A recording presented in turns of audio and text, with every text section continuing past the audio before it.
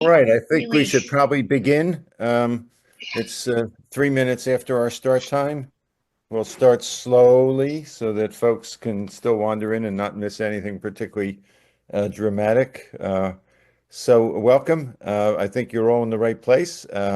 This is the Healthy Planet Action Coalition, our regular meeting, our first meeting of 2025, and it's a what we're sort of calling a town hall. Those of you who have come to previous meetings know that we had two of them, I believe, in the last quarter of 2024.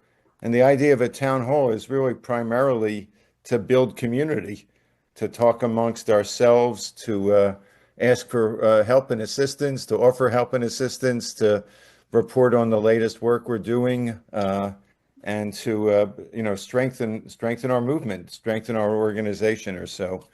And that's the overall purpose. And we hope to do one of these every couple of months or so, probably, interspersed with our regular programs or, the kind of special programs that we have. And today's agenda, there's really sort of seven brief segments or so as of now, plus whatever else anybody might want to suggest. We'll start with the introductions. You'll have more time to introduce yourself if you like. I'm going to do a sort of brief look back at 2024 and what some of the things that we did actually, because when I was looking through the list, I was surprised at how much we accomplished actually, and I think it's important to acknowledge that and celebrate it and recognize it. And then I'm going to talk about or present a list of meetings and conferences that may be of interest to HPAC, with the hope and expectation that some of you may either want to attend or, if not attend, at least sort of follow and see what came out of those meetings or conferences. Then I'm going to turn it over to Dennis, who I don't think I see yet, but it's very early in the morning there. We'll talk a little bit about 2025 programs and are just beginning to plan them right now. Nothing is set in stone. And some of the fundraising options, including Dennis's generous contribution. Then we're going to turn it over briefly to Laura and Ron, who will talk about their materials. I'm sorry, I can't read my own writing. What is the MCM there? Methods. I'm sorry, Ron and Laura. And Methods you should add comparison. Mike to that list, Herb. Well, Yeah, okay. I mean, Mike can certainly yeah. add Yeah. on. And then we'll turn it over to John Dixon and Dennis, who will sort of give an update on our strategic planning process, which we tend to have a key meeting next week at this time on January 16th at 5:30 Eastern Standard Time. So that's basically the agenda. So what I'd like to start is to see, it's pretty much familiar faces. I do see someone who hasn't been here either before or not much. Mike Williamson. Mike, would you like to introduce yourself? Take a minute or so. Tell us a bit about yourself. Yeah, I have been before. I'm off and on. I do follow it online and look at the recordings, but yeah, I'm a marine geophysicist and very familiar with Brian's father. And I'm working on with the state of Washington, trying to get them interested in enhanced rock weathering. And I'm also in a group that's trying to sponsor fourth generation nuclear power as an alternative to fossil fuels. And I'm just looking for action somewhere to try to save our planet. I like the idea that action is in your title. Well, thank you. It was intentional. We're not, as I like to say, we do a lot of education, but we're not an educational program or organization per se. We're an action program. So everything we do should be in the service of action. And I was distracted for a second. Did you mention where you live? Did I miss that? Or if not? In Bellingham, Washington, up on the Canadian Okay. border. Oh, Might okay. be in Canada's 11th province before too long. Or vice versa if Trump gets his way, but that's a discussion for another day. All right. Well, welcome again. Welcome back, Mike. We appreciate every time you come, and I guarantee next time you come, I'll recognize you. And let's see. I think everybody. Laura hasn't been here much, but I'm going to ask Laura, when you do your presentation with Ron, maybe you can give us a couple of minutes on your background at that time, Laura. And Okay, will do. other than that, basically, I wanted to see if folks have anything in particular they'd like to bring up. I see Robert Chris sent me a note where he has two items that he wants to bring up to the group. So the floor is yours, Robert. I wasn't expecting to be in so early. Well, I know how late it is there, so wanted to put you on before you know. Okay. Now, these are just two very brief points. First of all, I listened to a radio program with Delia Smith. Now, those of you not from the UK may not recognize her name, but she is, for the Americans here, a sort of UK equivalent of Enid Garden, Julia Child, Paula Dean.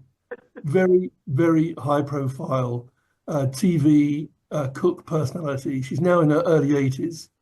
But she is probably single-handedly responsible for feeding a very large proportion of the UK population. My wife, for example, is a great devotee of hers and has been for years.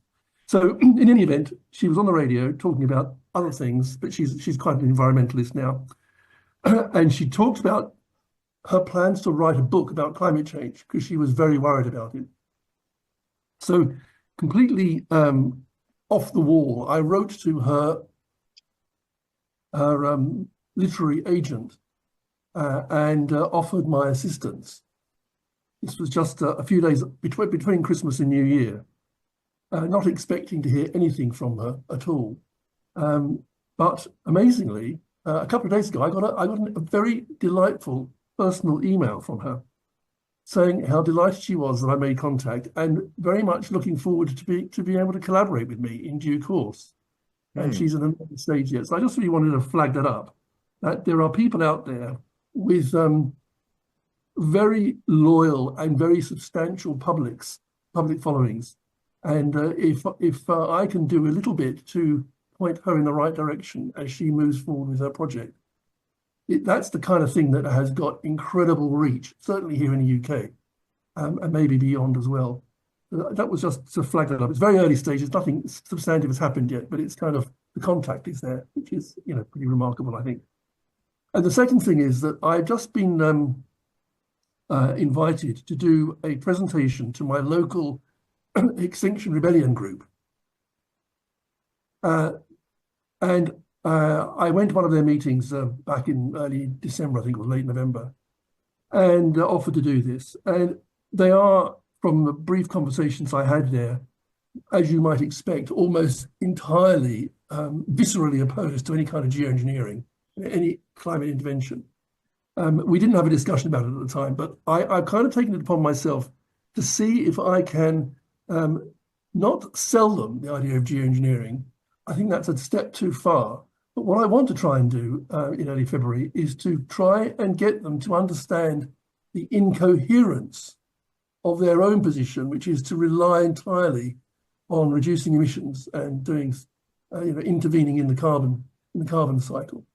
So I would be really grateful in the next, week, 10 days, if any of you have got any really compelling data, and I'm looking for hard data, graphs, tables, that really bring home this simple point that we all keep banging on about, which is that no amount of reducing emissions and drawing down greenhouse gases is going to avert the crisis on its own, that cooling is now, or something else is necessary. We're offering cooling, but we don't need to get into what the something else is. Just to establish that what they've got isn't enough would be a great achievement, I think. So if any of you have got any data, graphs, or anything of that sort that I can use, it's only going to be a short session, so I don't need too much material. I will be very grateful. Well, that's wonderful, Robert. I've got a couple comments and then we'll throw it open. First, if you're not familiar or other folks here, the three of the key leaders, in fact, probably the three key leaders of Extinction Rebellion, wrote a kind of mea culpa letter. Are you familiar with that? I see you're shaking your head. I mean, because I think that is a critical piece. I mean, if Roger Hallam, Claire Farrell, and Gail Bradbrook are basically saying that it's time to consider this, you've got, if they're not going to listen to their own people, that's a start. I've been trying to work out, as you may know and others may know, I was over for two of the climate actions with Extinction Rebellion and did the training there and got to know a lot of people and know the folks here. And I've had the same experience with my local Washington, D.C. chapter. They are completely hostile. But I think you've got a better chance with with at least showing this, that their leaders or former leaders, have now seen the light. In terms of just a quick comment about Delia Smith or so, if your wife was influenced by her, she was influenced very positively because the meal she made when I visited you was wonderful. So I just wanted you and everyone else to know if any of you are in Robert's neighborhood and he invites you for a meal, don't say no. All right, let me. I see Ron and Aria want to make comments. Yeah, I just put something in the chat. I'm just stating the obvious that, I don't want to beat this horse to death, but I think our paper is quite good at making that case. And if the paper is too long, we've got a PowerPoint summary that, is a lot quicker to read with all the major points. But I think if people are inclined to actually look at, the evidence in copious detail, I think it's a good source. So that's my 2 cents. And good, Aria? thank you for what you're doing, Robert, Chris. It's, it's great outreach, and I hope you are able to perhaps at least plant a seed in some of the folks' mind about, alternative approaches, more practical approaches to this problem than, you know, than revolution or whatever, I think we're all on the same page as to, the lack of realism on both the left and the right in facing this problem. Okay, Aria. Yeah. So first of all, I just want to say kudos. I love that you're reaching out to people with a platform and also, groups who are working on the activist level. That's fantastic. And also, I really agree with the idea of really spelling out why it is, how it is that the current strategies will not work because of how far we've come. And that's, I believe, pretty much the approach that I took in the presentation that I put together, is making that case first before bringing in the triad. So if you want to take a look at that, the presentation that I used for the Daniel Pinchbeck's, I'm trying to remember the name of the seminar, but anyways, I really reached a lot of people using that particular presentation, and they were people in the activist community. So I think it would be worth taking a look if you haven't looked at it. And if you need help finding it or anything, let me know and I can send it your way. Okay, good luck, Robert, and we're there to help you, and we'll be very eager to hear what happens as a result of your contact with XR and Delia. Thanks for that. Are there any other comments that folks want to make? Go ahead, Robert. Go ahead. Could I just pick up, Aria? I would be grateful if you could perhaps pop in the chat how I might be able to access that material. That would be very helpful. I can't do it right now. I'm driving. But we do have it. I had placed it on the website, but then someone moved it because I wanted to have it on the website for people to access. So it's around. if you follow up with me, if I don't follow up with you, I will send it your way. It's in a drive. Or my hand has been raised. Oh, I'm sorry. It's not showing on my screen. Go ahead, Brian. Okay. Well, papers are a great start on convincing people, but I want to quote Peter Fikowski when he said, people make decisions with emotions and with their feelings. And do we need to look further than this example posted this morning on LinkedIn of the devastated thousands of homes in Los Angeles? I'm just going to read with you my one paragraph here, and that is, we're not going to get past the poly crisis without all three legs of the climate triad. And ultimately, in the case of LA, we need to restore the prevalence of coastal marine clouds. That's going to be essential to keeping Los Angeles moist enough to avoid these kind of wildfires in the future. And it's going to be central to regenerate ecosystems offshore in coastal communities and onshore. So I would look to building material like this to convince people to act, because we know the government's not going to move in time. Thanks. Thank you, Brian.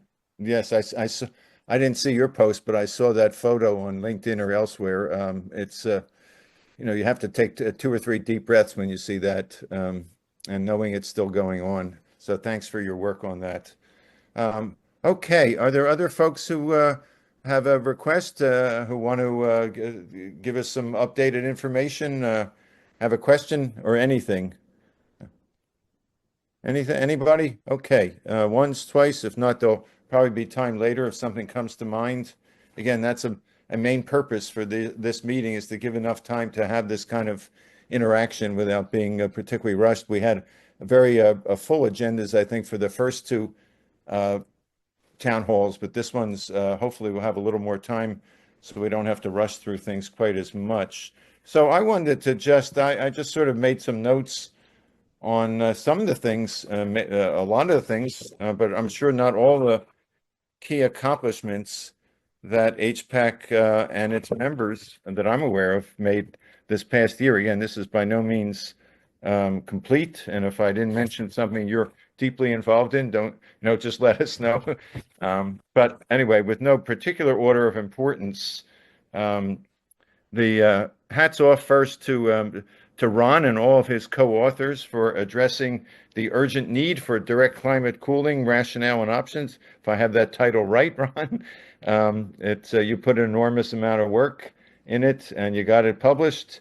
And the next step is to have it influence the discourse going forwards. You also put an enormous amount of work in the open letter to the IMO, supporting maritime transport that cools the atmosphere while preserving air quality benefits. Both of those, of course, are on our website. And the third thing that you took the lead on is HP becoming a project of a fiscal sponsor, Eco Logistics, which allows us to accept tax-free donations in the United States. So those are 3 significant things, all of which happened in 2024. We created an advocacy task force. Dennis and Suzanne Reed took the lead on that. We've got some active work going on there, including in particular the media and comms team that Aria is leading for us. Thank you, Aria, for all your work on that. We've continued our programs, and going through the links on the website, it just strikes me what a wonderful array of critically important programs I don't think anybody else has. And the challenge with us is not getting great speakers, though sometimes it's challenging to get them at the right day in the right meeting. The challenge is getting people to watch them, and I think that's one of the things we need to focus on. But just to briefly list them, so we probably forget once they occur. We started off, and this is just the ones on the website. We may have a couple others that are not up there. We had a sort of a review of COP28 at the beginning of the year with Victor and Hugh Hunt. I'm reporting from Dubai. We had Gideon Futerman on SRM and catastrophic risk. We had Professor Catherine Romanesque on carbon capture, underground storage. I think you arranged that, Bruce. We had Dennis leading a discussion on advocacy. We had Professor Peter Ward on our flooded Earth, not if, but when. We had Rafe Pomerantz on sea level rise upper limits, a critically important and innovative new approach to climate. I spoke on my book, A Climate Vocabulary of the Future. We had Oswald on georestoration with methane removal. We had a really interesting session with Walker Lee on MCD modeling, global modeling. And speaking of Peter, as you just did, Brian, we had Peter Fikowski giving us his climate restoration roadmap in July. We had Franz and Clive, if I can read my writing there, on natural tropospheric aerosol processes cooling the planet. Then we had Annie Pokela, probably not pronouncing her name correctly, and Victor coming back from Operatio Arctis when talking about polar ice caps and climate tipping points. And then we had, again, not necessarily in order, but I think mostly, we had Janos Pasteur and Ted Parson on governance of DCC, a remarkable, I think, really important session we had. And parenthetically, when I was at Baku at COP 29, I went to the first session I went to was sponsored by a Silver Lining. And afterwards, as I was walking out, I saw this man who looked vaguely familiar. But I sort of was kept walking, and then I heard his voice speaking to somebody, and I thought, I know that voice, and I realized that's Ted Parson. So I went up to Ted, just recognizing his voice, and we had a great conversation and made a nice contact there. We had a round table that Dennis organized with 5 groups. We hope to do more of. And we had a really interesting and important session on tipping points. Hats off to Robert Chris, who's put together a really important paper with his perspective on tipping points, and Lori Laybourne, who's involved with Exeter and a number of other organizations. And then I organized the kind of spur of the moment wrap up from COP29 with Hugh Hunt and Paul Beckwith and Nick Breeze and a couple other folks. So that was, think about that. That's a remarkable set of programs, speakers, issues. I mean, is there any other group in the world that has something like that? And it's right there. And of course, that's not even counting, as similarly the quality of the work that we did in 2023. This wasn't the first year we did that. I'm just focusing on the last year. So again, I just urge us to think about and focus on, through comms and media and otherwise, how we can promote these conversations, because that's really key, is getting the message, obviously. So anyway, some of the other things that we've accomplished or in the process of, we've put together a comprehensive set of governance policies that the steering circle has been dissecting in detail the last couple of months, that we hope will be wrapped up and adopted this month. We kicked off the strategic planning process that John and Dennis will talk about later in the meeting. A couple of us participated in the roundtable for the human future that Julian Cribb organized from Australia with 20 or 25 different groups from around the world.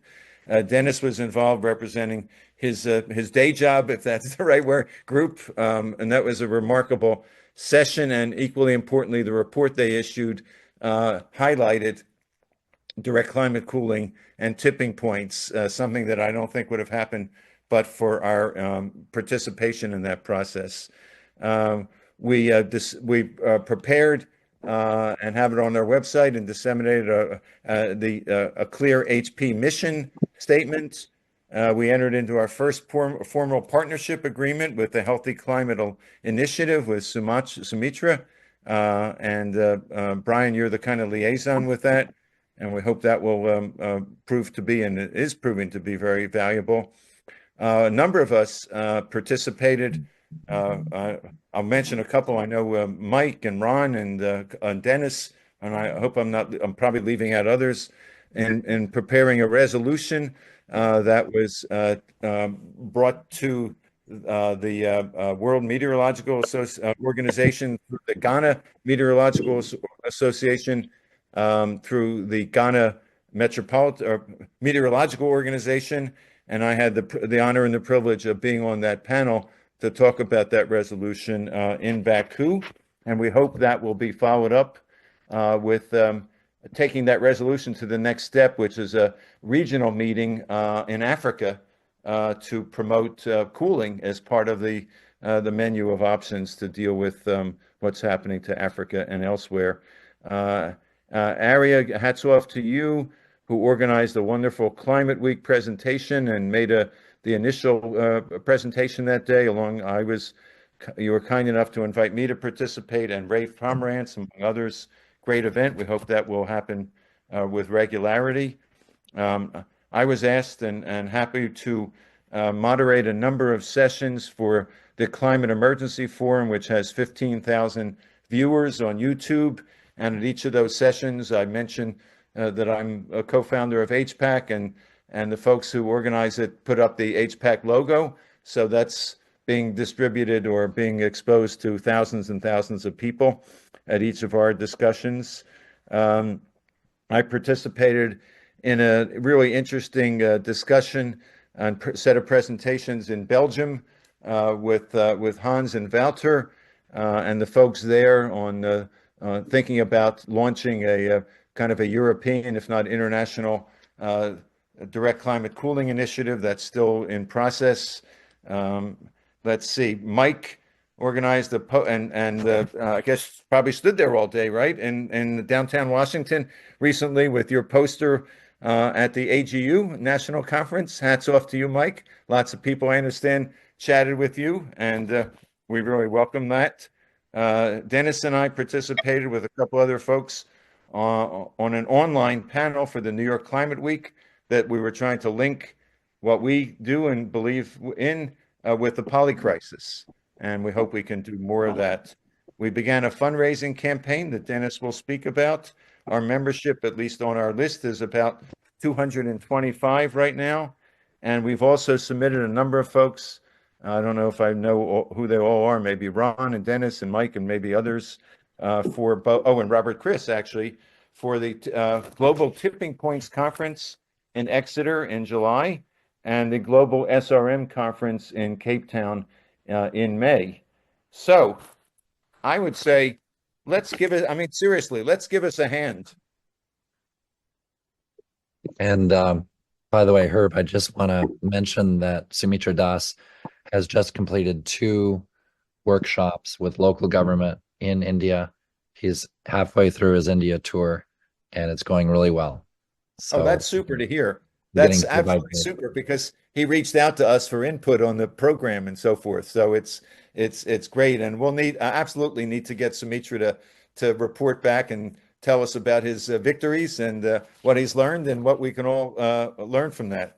So I don't know about you all. I think it's remarkable, given the fact that we have essentially no money, a small number of volunteers, and are struggling to organize ourselves in ways that make us most effective or so. That obviously doesn't mean we can or should be complacent, or that we've had the major impact we want to have on the world yet. But I think we're starting. Ron. No, thank you, Herb, for that summary. It's really good to reflect on all that. For some of us, it makes us feel like we've been making some progress. I did want to just the Marine Cloud. I'm sorry, the International Maritime Organization letter that you mentioned reminded me that I should be promoting this more. Is that we have, we've been we sent that to the IMO originally before it was published, and they said they had received it and would consider it. And then, we haven't, as far as we know, they haven't really acted on it.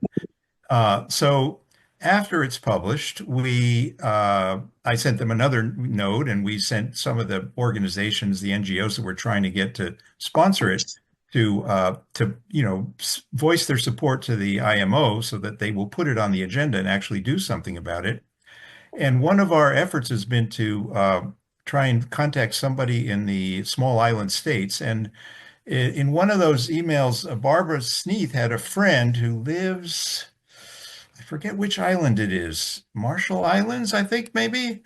No, that's part of the U.S. It's an independent small island state, and Barbara referred her to me, and I sent her a note. She said she was going to try and do what she could to get the local authorities to support that. And on that note, I mean, I have been somewhat derelict, because it would be we actually do need whoever can do something about this, contact whatever contacts they have, NGOs they have who may have influence, who may have standing in the IMO, that this would be very helpful. And if some of you would want to work with this, I mean, there are a bunch of co-authors. Let's see. I don't see any of them.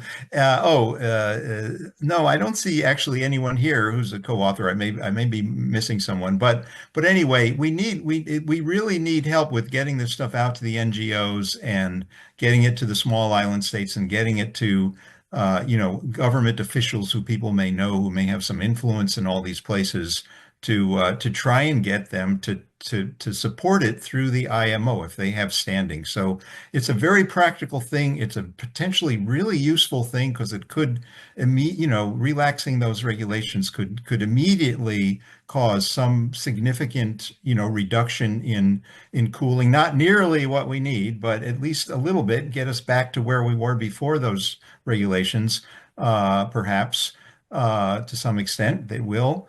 So it's something that's very practical that can be done right away, and that anybody can actually help in trying getting this off the ground in actually implementing it. So sorry for my long dialogue, but I keep thinking I should be promoting this more. I was going to send it off to the degrees conference, and I kind of forgot about trying to. Anyway, so that's my talk. Yeah.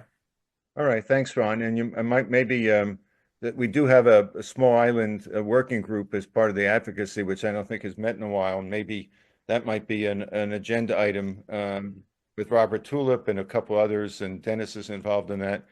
So you might want to chat with them and see if that's a reason to Yeah, begin. we've had some contacts with Robert. Whatnot. I should mention that many of you are signatories, if not co-authors. So that we all have it's HPAC letters. So we're all sort of on the record as being supporting this, at least as an organization. But yeah, no, I'd be glad to. Robert Tulip has done, I think, what made some efforts on this, and with unfortunately was not able to achieve much success, has been the case with most of the people that have tried to, I contacted all these NGOs and I got one response, and Well, then and it didn't go I, anywhere. So yeah. I will try again. I mentioned, I think at our meeting, I happen to have a neighbor and a friend of mine who used to be the Chief Justice of the Federation of Micronesia, and he had arranged for he and I to have lunch about 3 months ago with the ambassador here in Washington, and the ambassador canceled at the last minute, and and my friend said, he thinks it had something to do with they don't want to deal with this, but I'm going to reach out to him again. I think it's the same thing, but it's the one contact I have here. Other than that, I have nothing, that I can contribute. But anyway, thanks, Ron. Well, Great. the Thank you. ambassador's Thank you. wife Yep. is very active in MIA, and we've had some good contact through MIA, and I see Barbara's just joined, which is nice. But generally, the small island states are too fragile to take a lead on innovative thinking, and they will only do so when there are large mainstream Western organisations that will hold their hand, and so I think that there's such limited benefit. I spoke to the primary climate advisor for Tuvalu, and to ask him if he was interested in conversation, and he just said no. At least he didn't string you on anyway. I guess sometimes it's refreshing. Yes, that's the challenge. Okay, are there any other comments on the list of accomplishments that HPAC achieved in 2024? Comments or additions or subtractions? I don't think I made anything up. I think all those things actually did happen, but sometimes I get carried away. All right, the next item. Oh, What? I was going to chime in. I was just reflecting as well, and I just feel like the presentation I gave with Daniel and Josh Fox, the fact that Marianne Williamson, Tom Hartman, all of these really amazing people were part of the same seminar, and the amount of people who really came out in favor was really encouraging to me.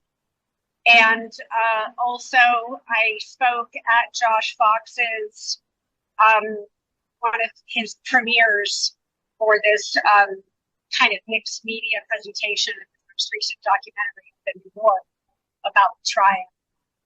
Great. Elevate conversations. Well, For those we will add those to the list, Aria. And remember you talking about it after it occurred and saw your slide presentation. It was excellent, absolutely excellent.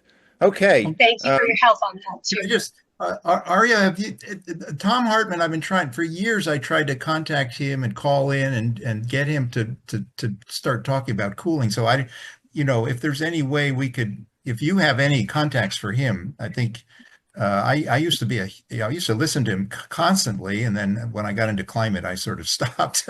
I had other things to work on, but yeah. Yeah, no, he's fantastic. I don't have any personal contact with him. And I don't remember even really speaking with him directly. No. But let's pick up on that later. I think that, one of the things I'm going to want to be doing in 2025 is really reaching out to more people and trying to get speaker opportunities. Especially on podcasts and things like that. I think that's a really good starting point. And I think there's a really good chance to elevate that conversation as we continue and get out there and hone the message in a way that's really accessible. He had me on his show for a political economy thing, but he wouldn't, do anything on the climate stuff. So he talks about climate quite a bit, so it's not as if but not this stuff, I guess. Yeah, Well, that's the next barrier there to break. Yeah. So okay. So what I want to do now is just, and I'll put this in the chat later, but I prepared a sort of a semi off the top of the head list of meetings that may be of interest to HPAC this year, 2025.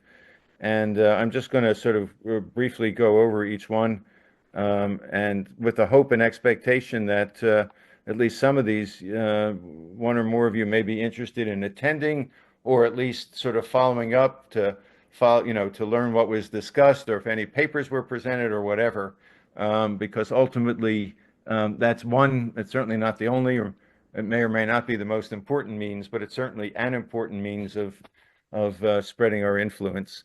So this is by date and not by importance. There's something called I laugh, it's kind of a funny name, but the International Conference for World Balance, which is at the end of the month in Havana, which brings together well over 1,000 people, and it's a pretty radical conference because it's in Cuba. And I just found out yesterday, they accepted a proposal I made for a paper, so it looks like I'll be going to Cuba at the end of the month. Wish me luck. Then in March, there's a conference held here in D.C. In conjunction with National Academy of Science, Engineering, and whatever the M is there, math, I guess.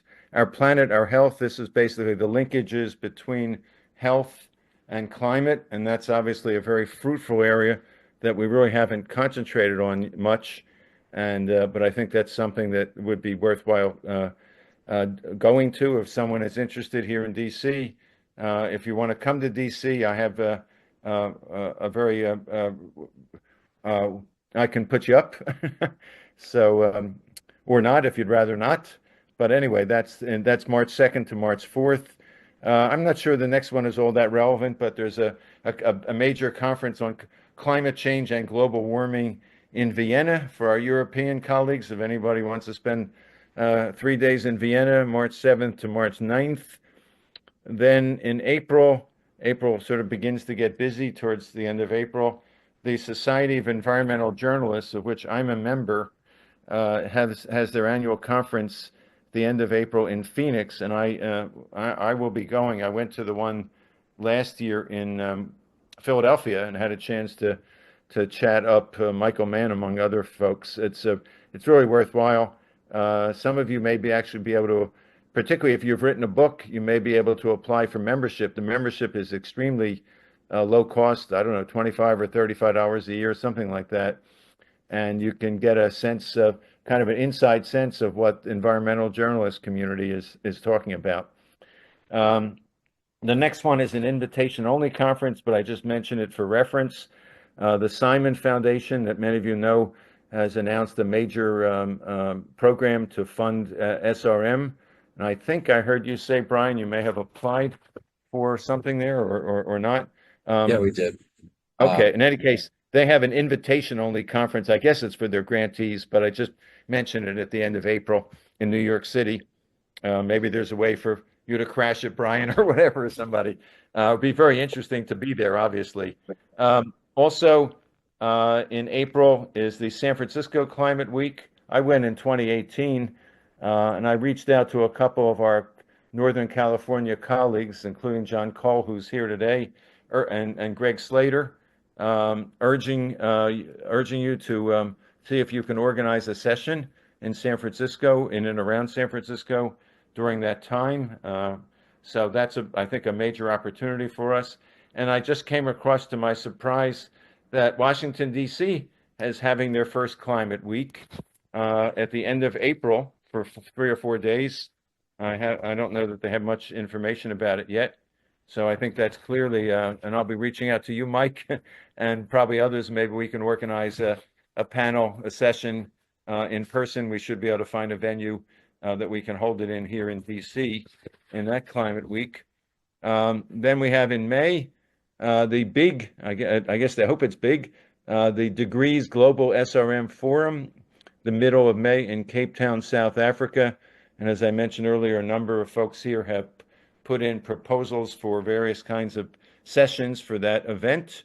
And I think it's the first such effort and a very important one. And I think Dennis and maybe a couple other folks are hoping to go there for that. The Hollywood Climate Summit, I think that's what you attended this last year. I'm not sure, Aria, but someone else told me about it recently who has a script that they're on climate change that they're shopping around, is June 2nd to June 4th. The Global Climate Summit on Human Rights, not directly related to our work, but certainly very relevant, is at Oxford. For those who want to spend a few days in Oxford, there are worse things to do and worse venues to be early in June, June 4th to June 7th. Then there's the serious roll up your sleeves COP, sort of preparatory meeting that's held every year in Bonn to prepare for the annual COP. That's June 16th to 26th. I don't really know much about how you get invited or credentials or what happens there, but I assume it's a bit like the COPs. Then is London Climate Week, the last week in June. I've gone to a couple of them, and I hope we can organize something there for Climate Week. Then the Center for Climate Repair is organizing their Arctic Repair Conference on June 26th and through the 28th. And there's still plenty of time, a few more weeks to submit proposals for that. And of course, there are friends and allies there. And then the Global Tipping Points Conference, which we alluded to earlier, that will be at the end of June to July 3rd. And Robert Chris, with the help of a couple of us, put together a proposal for a panel or a session there in Exeter. I think that'll also be an extremely important event. The National Association, again, of Science has their annual Climate Crossroads meeting the end of July in Washington. I went a couple of years ago, as did Mike, though we didn't run into each other there. The UN Science Summit, that I know, Barbara, you went to. Are you still there, Barbara? That I had hoped to go to but didn't, is from September 9th to the 26th. They had a multi-hour session on SRM last year that was mostly the opponents. The Global Summit on Climate Change and Sustainability, ironically or not, in Los Angeles, the middle of September. New York Climate Week, the last week in September. Then, of course, COP30 in Belém, which is in November. And then another very important meeting, the UNEA, United Nations Environmental Assembly, which discussed and it was kind of a fiasco. SRM at the meeting last year. We'll be meeting the second week in December in Nairobi. And lastly, the annual AGU meeting that Mike attended, and I think others, I don't know if they attended this year, but in the past have gone, which this year will be in New Orleans. So I will put that list in the chat, but I wanted to just, sort of mention all those things. And are there any folks who have any questions or have any interest Yes. in attending? Yeah, go ahead, Aria. Yeah, yeah. You mentioned something in April in New York, and I missed I'm trying to remember what it was and what the dates were. Let me see here. April in New York. I guess it's April in New York. It's not quite like April in Paris, right? But let me find the right page here. Well, the Simon Foundation, which is invitation only, is in April. I think that's the only thing in New York in April. There's San Francisco Climate Week and DC Climate Week at the end of April. And what is happening at the Simon? Could you explain that a little bit more? I'm going to be there in April, but I'm not sure. But it's an invitation. I put it on, even though it's invitation only, probably for the grantees or potential grantees from the foundation. So again, it was really FYI. But if you want to use your charm and try to crash, go for it. Strangely enough, I have an interesting.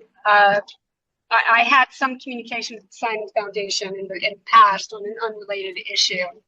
Oh, okay. I helped him deal. Someone was stealing his identity, and I reached out to them and helped him with that. So I don't know. Maybe that's an sounds in. Like exactly. Maybe that's an in for you. So work it, as they say. Work it. Okay. Any other comments? On that list, are there any off the top of your head or otherwise? Do you know of any other meetings or conferences that we should be aware of and try to cover if we can? Ron? Yeah, no, it's not Herb, I put something in chat about maybe if you could send out that list on the Google. I will. Yeah. Okay. I'm sorry. Okay. Yeah. All right. Anything else on the agenda there? Okay, on that issue. All right. Next, we're going to turn to Dennis, who's going to speak a little bit about our thoughts on our member programs for this year. We did make a commitment and agreement from the SC to hold programs on emission reductions and carbon removal or greenhouse gas removal, which we moved over to early this year. So those are two things that we'll definitely do. We're just at the sort of the early stages of that. And Dennis will also talk a little bit about fundraising. So let me turn it over to you and give my voice a rest. You'll now hear from Dennis.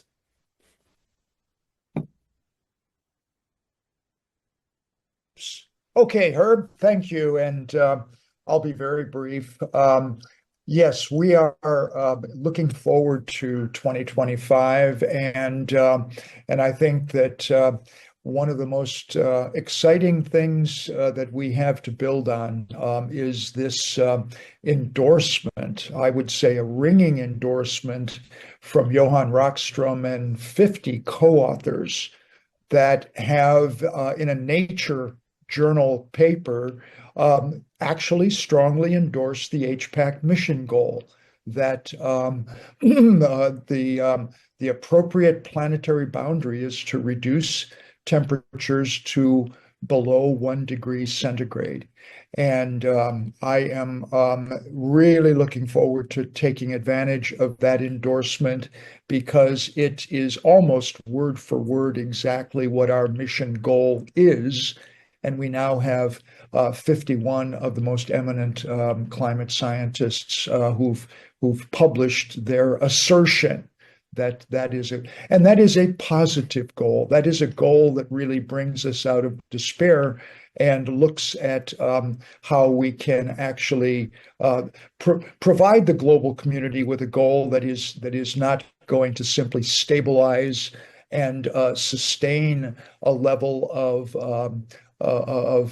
climate impacts that are looking increasingly terrible, but it's bringing us back to restoring a safe climate. So one of the programs I hope that we will have this year in our roster of sessions is to invite Johan and colleagues to come and discuss the implications of this breakthrough in their paper.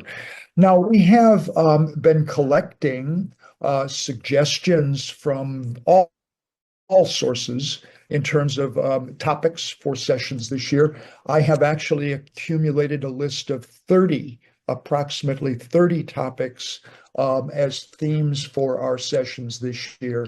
And a couple of them, as Herb mentioned, that we want to pick up that we had intended last year that we weren't able to schedule, and many additional ones that we're working on. I probably not useful to try to get into that because we haven't really done our homework thoroughly to try to flesh out a session schedule for the first quarter, but we're working on that now, and the steering circle will continue to finalize that to share with you. But I think it's looking like a very exciting year for HPAC sessions because we have so many interesting themes to take up for the year. To finish off, as Herb mentioned, I was quite inspired to write to you a holiday message, and I included a call for year-end contributions to cough up the biscuits. And by golly, the members have responded, and I know that I've received messages from Jonathan Cole and Greg Slater and others with quite substantial pledges. Ron has noted that in addition to my pledge, we have contributions recorded on the website of actual payments that exceed $5,000 additionally to what we have currently in our bank account. And so we are actually moving into a financial situation far more comfortable than we have been in the past, and that will help us to accomplish some of our agendas this year. We'll be putting all of this information together and giving a report to the members who have made pledges and/or contributions, so that we can all recognize their engagement and inspire other members to join us as well. So thanks, Herb. I think that's enough from me on that topic. And if anyone would like to comment or query, that would be fine as well. Any comments, questions for Dennis? I just want to say a couple things. One is if you have any suggestions for programs, please let Dennis or me know. Absolutely. Now is the time as we come up with something, which the process is we'll be taking it to the steering circle.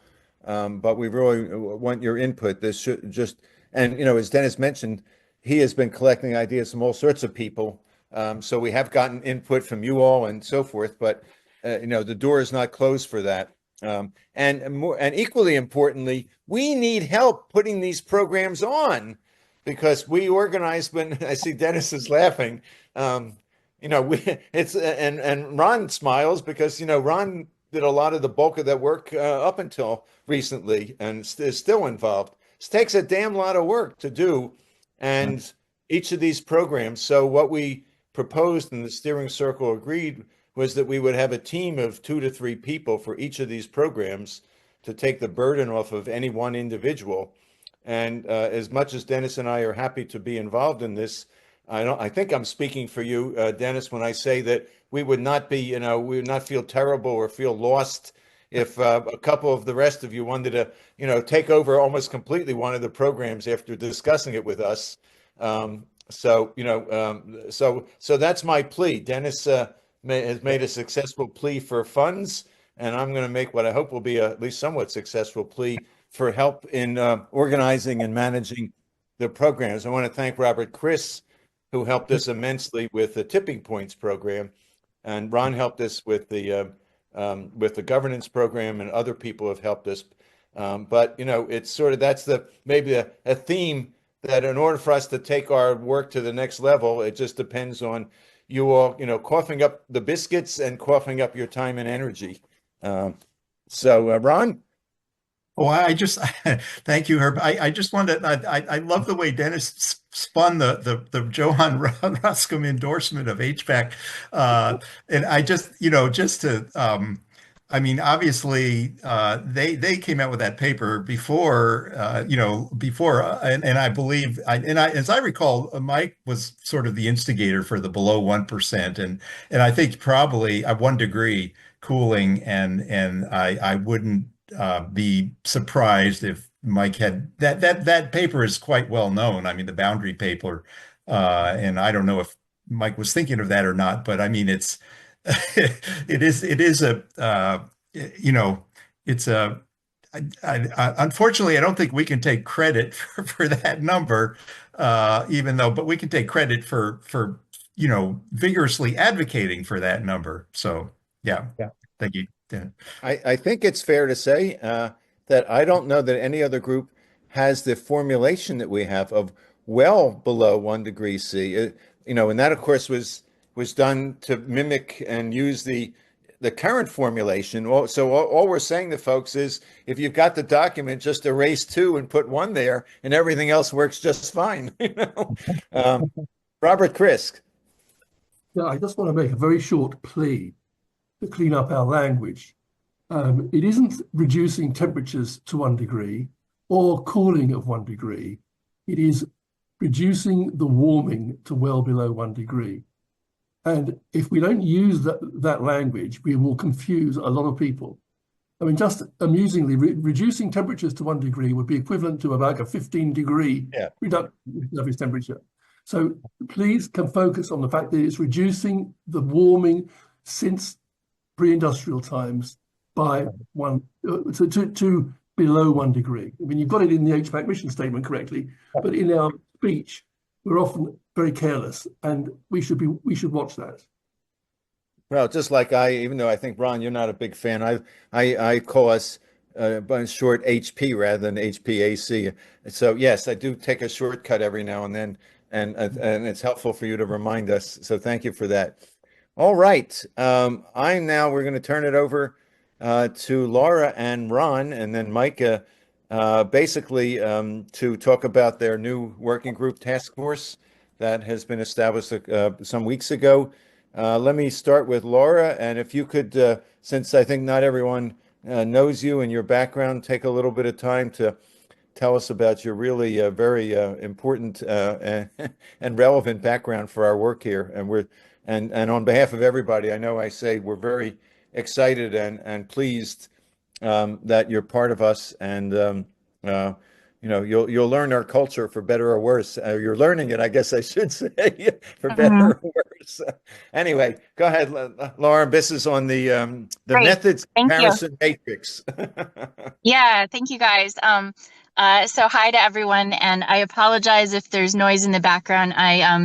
I live in Colorado, but I'm coming to you from a cold car in Utah where I've been skiing, and so I will be very, very brief.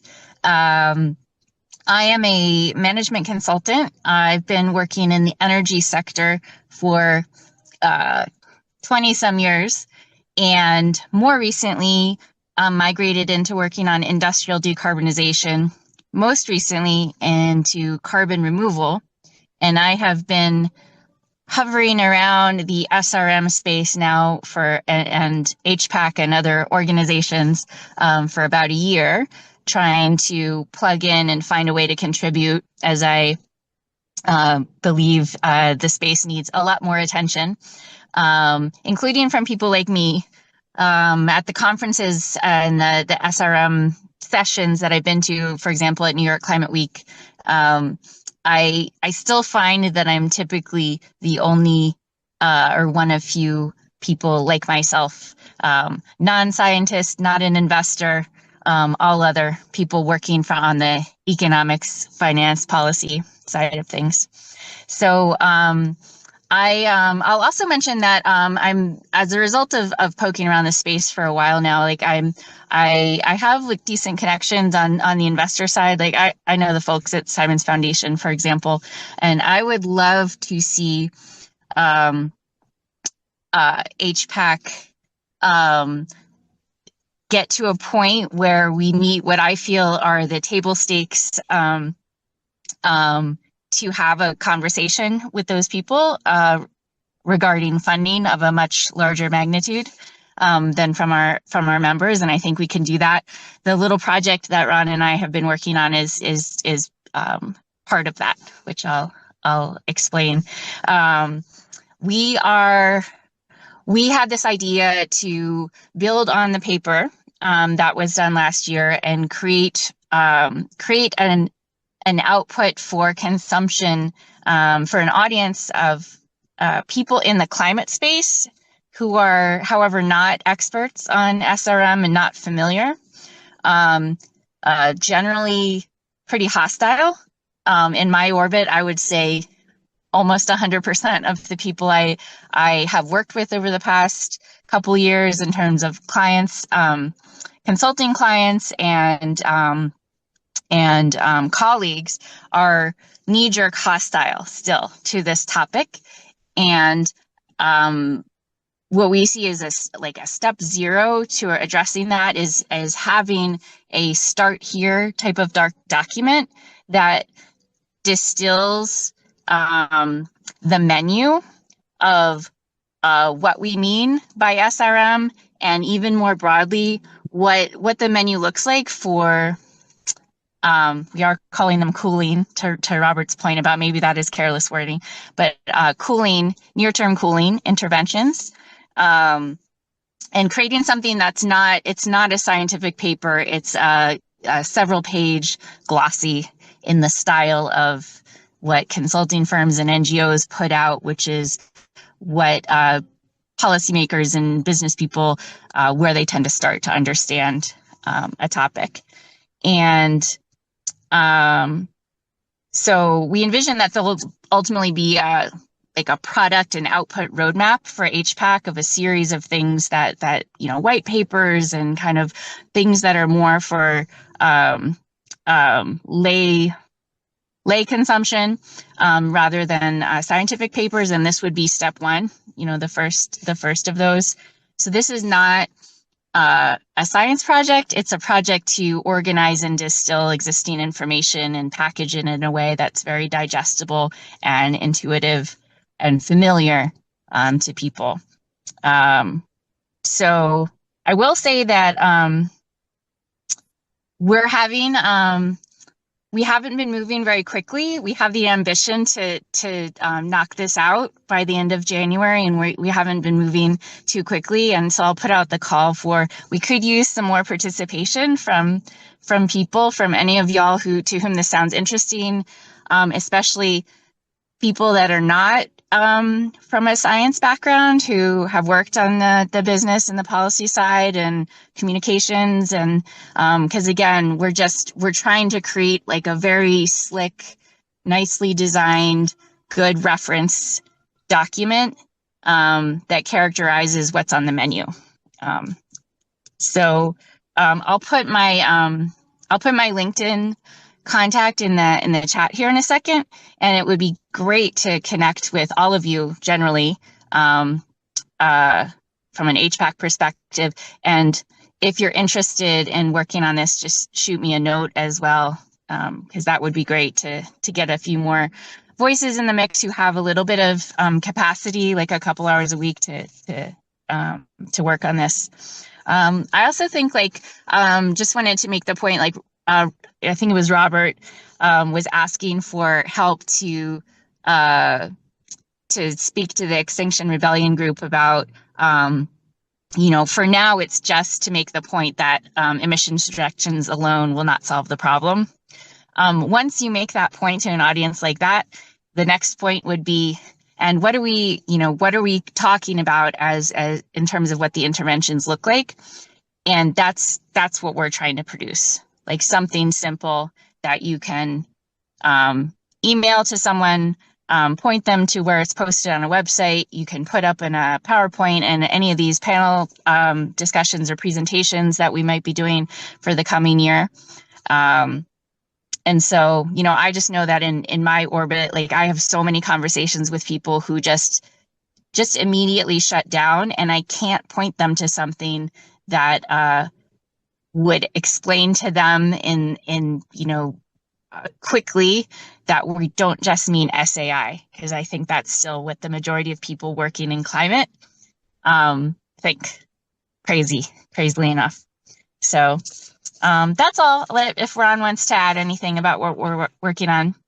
And again, please connect with me so I can get to know y'all better and be a little more integrated into the organization. So thank you. Thank you, Laura. Ron? Yeah, no, thank you. Thank you very much, Laura. I have to say it's been a great pleasure to work with Laura. And I mean, Mike and I started this group and you know, we sort of, you know, with this idea. And then I think Laura joined and others of you, of course, have as well, you know, to sort of got interested in this. And someone post in the group said, you know, why did you try and give Laura a shot at being the chair? And we sort of, you know, I think it's been a really fruitful experience. I do have to say that, you know, we have a little bit of a clash of cultures. I'm sorry to say, you know, Laura's continuously kind of disappointed with our HPAC way of meandering around and, you know, very sciencey, very academic-y, and she's been trying to sort of move us along more quickly and get to the point more quickly and get something out there more quickly. On that note, and of course, you know, it's good. We need both things, of course. On that note, I would say we're trying to find another meet. We've been meeting on Wednesday at 5:30 p.m. Eastern. And I think, you know, I had some discussions with some people at NOAC and whatnot that, you know, that meeting time just didn't work for a lot of people. So we have put out a note to those of you who are on this Google group, the Urgent Climate Cooling Response Google group. You know, please make sure to put your feedback in that note that Laura sent out to determine a meeting time that would be most fruitful for people. And our constraint, of course, we have Andrew Lockley in the UK and we have Dennis in the Philippines, and they're sort of at opposite ends of that. So we couldn't do it. You know, we made it as late as possible, 5:30, so that poor Dennis wouldn't have to get up any earlier than, I think it's now the 6:30 in the Philippines, and Andrew wouldn't have to log in any later than, I think he's logging in at like is it 10:30 or something? I mean, just really late, or 9:30 maybe. Anyway, very late. So we will probably have to deviate from that because it's making it very hard apparently for a lot of people. So, but we're doing it with the caveat that this is just for people who want to work on this particular project, the Matrix, and we'll have other meetings that will be set at the more usual time where everybody can make the meeting to, you know, to provide feedback on what we've been doing and you know, what they think of it. So, and I do want to, you know, Mike was busy at the AGU, which, you know, we are very glad that Mike was, you know, doing that. But that made, he had to miss a couple of meetings recently. But now, you know, he's gotten back in engaged and I don't know, Mike, did you want to, you know, I don't know what Mike thinks of what we've done so far in the couple of meetings where he has not been you know, able to come. But Mike, did you want to add some comments or? Well, no, I think there's going to be a need for a variety of approaches and figuring out how to do that.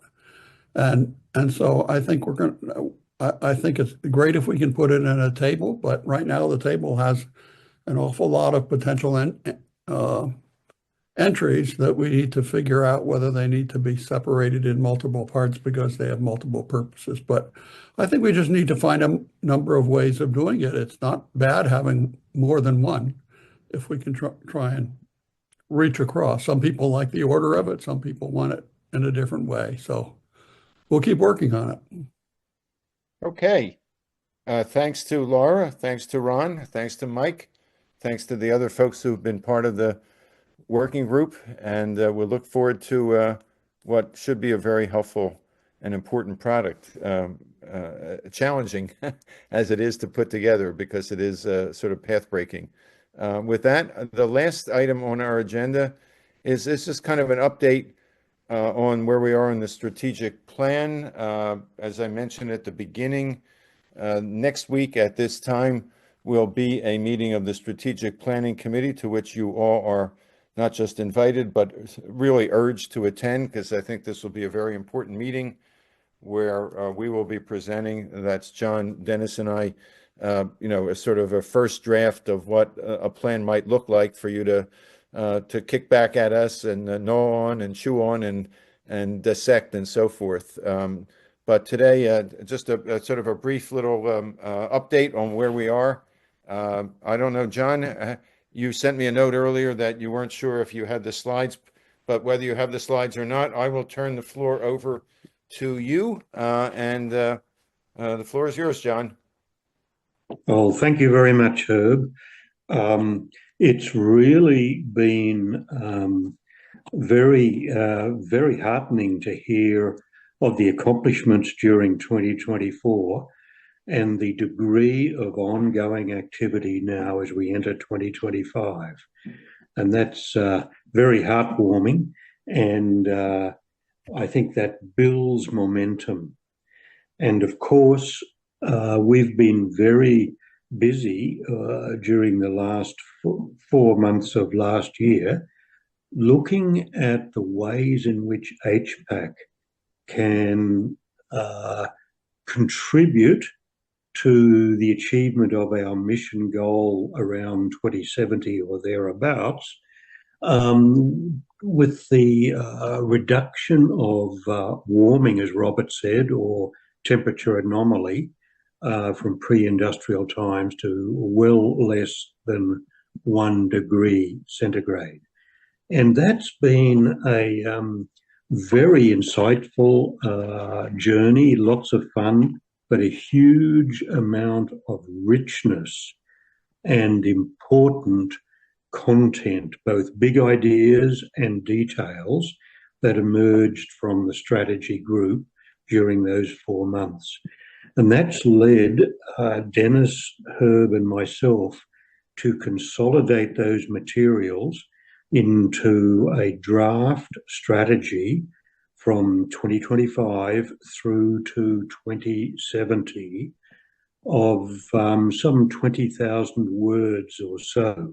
So that's, to be fair, not every detail at all of all those ideas that were put forward during those 4 months. So we've got a lot of richness and material there. We do, and the plan is to share that with all of you quite soon. As Herb said, we do have a meeting planned for next week on the 16th of January to take a deeper dive specifically on some aspects of the strategy document. And we do have a number of questions and gaps that have emerged from discussions between Herb, Dennis, and myself. And if, with your permission, I might just touch on half a dozen of the points that we've been considering. We think of them as questions or gaps, depending on the point, that would be helpful to have your input on. So this is essentially an alert to a subset of the questions and gaps we can put on the table for the 16th of January. And one of the things, and some of those issues are smaller and some of them are bigger issues, but the first one of all I'd like to mention is the balance of strategy content in relation to the strategy purpose. And you'll all recall that we had two purposes. One was an internal use, and the other was an external marketing use. And the internal use, of course, looks at the big picture and the directions and how the world will move and how we will contribute to the world adopting and implementing the triad, including cooling programs and probably transformational adaptation by 2070 in order to achieve our mission. But an internal use also dives a little bit into internal challenges, such as engagement with members, etc. And secondly, having enough specificity to guide work planning for 25 through to 27. But that might still lead to a substantial size document, whereas an external marketing document, people are used to seeing glossy brochures, as Lara referred to, and those normally don't hang out the dirty washing.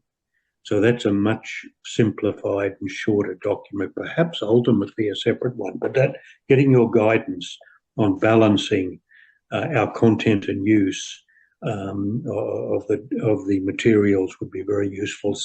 Second point, way back in September, we had 4 pathways mapped out related to advocacy, science and technology, organizational development, and coalition building.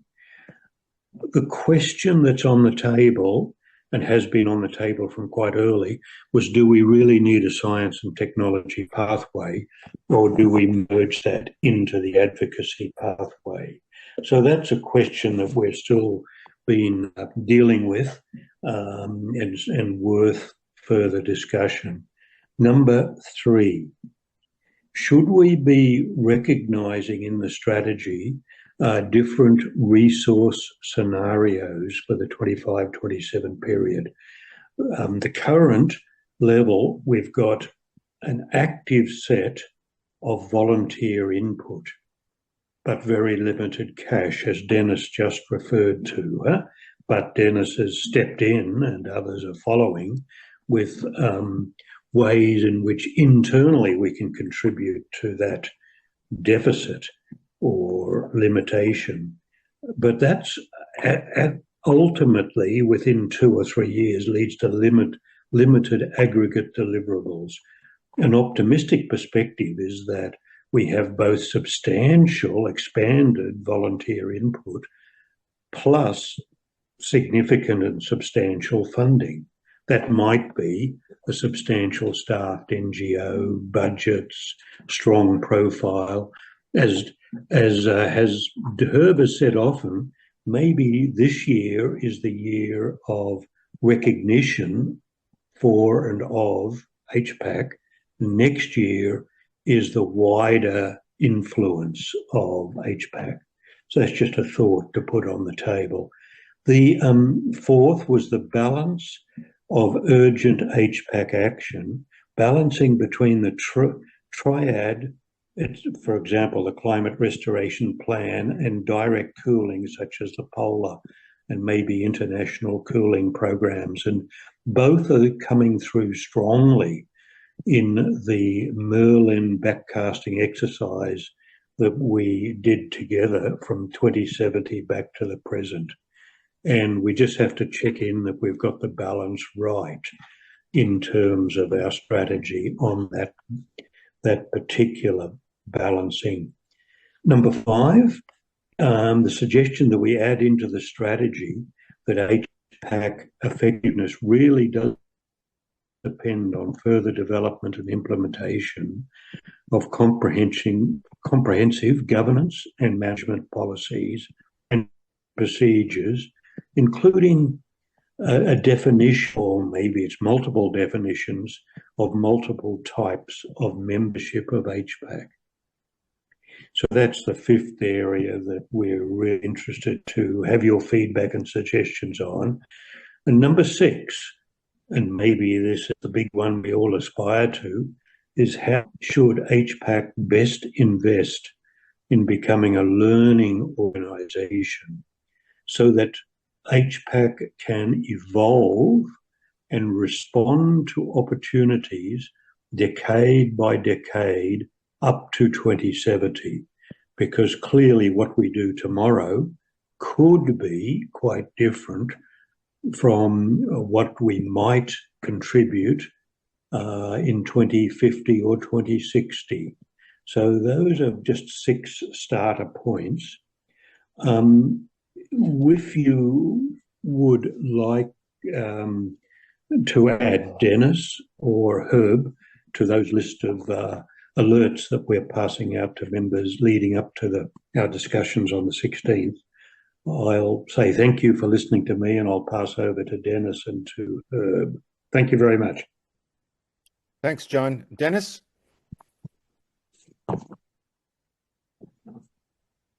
You're muted. Sorry, John, you've done a great job in updating the group on the progress that we made on the strategy. And as you mentioned, it is about a 20,000 word document right now, which has harvested so much of the inputs of those engaged in the process. So we're looking forward to sharing that with you. We're just making some refinements on the document right now, and during the next week, you'll be receiving it hopefully well before the 16th, a week from today, where we'll be actually directing your attention to a number of the unresolved or only partially resolved issues, some of which John has just mentioned in his presentation. So we'll be looking forward to that next week. And I am quite excited because I think that now that we've harvested such a rich amount of material, we do need to do some winnowing and screening to get down to something that is a realistic agenda. And we do realize that what you may be receiving will look a little overpowering because it does include the full box of all of the inputs that have been received. But I think that we'll have some further sessions to examine the specific agendas of individual pathways so that we can distill down to a realistic strategy, which we should have basically finished over the next month or month and a half. Thanks, John. Thanks, Dennis. I would just add that our goal is actually more ambitious than that, is to have a draft ready to go to the steering circle at the end of January. Now, whether that we can achieve that or not, but we've been at this since September. So that's certainly our intent, is to basically sort of clear the decks from now till the end of the month to focus primarily on an intensive, if need be, process to get as much consensus as possible before we engage the steering circle, some of whose members, of course, are here today, but not everyone. And as I just want to reinforce what Dennis said, if you got nervous by 20,000 words, I can assure you that what will be the heart of the plan, will be in a couple of pages or so. There's about a half a dozen, key recommendations that are in here that really weren't discussed today. And we're going to highlight those and focus our discussion on the key recommendations, the key policies to guide us over the next couple of years or so. But the last thing I want to both say and ask you all is that the challenge in my part, I mean, any plan is in part only is implementable as it can be with the buy-in of the membership. And, we continue to have this challenge of a relatively small number of people who are engaged, whether it's today or at the Strategic Planning Committee meeting or so forth. The 85% of the folks on our list have not been involved in this process. And any suggestions you have for how we can get a wider review of this document and understanding of it, because the more people look at it, feel that they can own it, at least in large part, the more likely that they'll work to implement it once it's created. So the last thing any of us want is a document that doesn't reflect the mood of the group nor do we want a document that proverbially sits on the real or virtual shelf. I mean, the document is intended to be used on a regular basis to guide decision making, or else there's no point in doing it. And so we want to make it usable and and user friendly and clear. And as Dennis and John have said, it serves both that internal function, but it also serves the function of allowing us to present to the outside world, whether it's a funder, whether it's a partner organization, whether it's a high-level speaker. Johan Rockstrom may want to say, who the hell are these people? Well, here's our strategic plan or whatever. So anyway, those are some of the points. We've got about 2 minutes before we wrap up. Very quickly, Aria, you want to make a quick comment and then I'll wrap up. Sure. Yeah. I just also wanted to add that I'm going to be having a conversation on Monday with Michael Gralnick, who is inviting me to participate in something he is working on organizing called the Virtual Boardroom, where he will want me to help him host some conversations with some high level people working in environmental issues and climate issues. So hopefully that's going to be another great resource for us to bring people in and have you serve as speaking on these issues. And Okay. I look forward to reporting back. Hopefully it'll elevate the level of people we can speak with on a regular basis. Thanks. We'll look forward to that. We've got at least less than 1 minute. Any last minute comments, observations? Did you find it a useful meeting?